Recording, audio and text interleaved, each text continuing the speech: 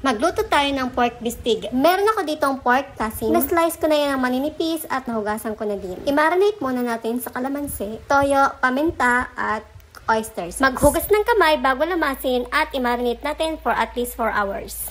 At nakalipas na nga ang 4 na oras at umpisa na natin magluto. Alam niyo ba na isa ito sa mga hinahanap-hanap ko bukod sa kaldereta tuwing may handaan doon sa amin? Sinabit kasi piyesta sa amin at hindi ko alam kung makakauwi kami. Kaya ito in advance ko na. Bihira nga lang ako magluto ng karne at talagang nabubuhay na kami mag-asawa sa isda at gulay lang. Glak nga lang talagang namis ang probinsya lalo na pagka may handaan at talagang hindi ito mawawala. Kalahating kilo nga lang ang binili ko at hindi na naman talagang mahilig bumain ng karne. So ayun na nga, mabalik tayo sa pagluluto. Nag-isa nga lang ako ng sibuyas at bawang sa kaunting mantika at nilagay na natin ang ating marinate na karne. Tinakpan ko nga lang yan para mabilis maluto at mabilis lumambot. Hayaan nga natin magrito ng salsa bago tayo maglagay ng tomato sauce. Sa inyong lugar, ano bang tawag sa lutong ito? Doon kasi sa amin sa Bicol, tinatawag namin itong bistig. Nagdagdag na lang ako dyan ng kaunting tubig kasi hindi pa malambot ang karne. Titimplahan ko nga din ito ng asin at paminta kasi kulang pa yung lasa niya. At maglalagay din pala ako ng konting oyster sauce. Bata pa nga lang ako, mahilig na talaga akong magluto kasi lagi ko nanonood sa tatay ko. Sa kanya nga din talaga ako natutong magluto kasi lagi akong nagtatanong sa tuwing nagluluto siya.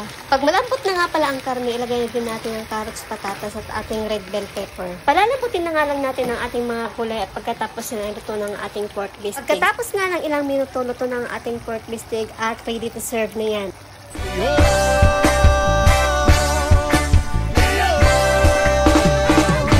Udadalhin kita sa aming bahay, di tayo mag-aaway, aalis tayo sa tunay na mundo.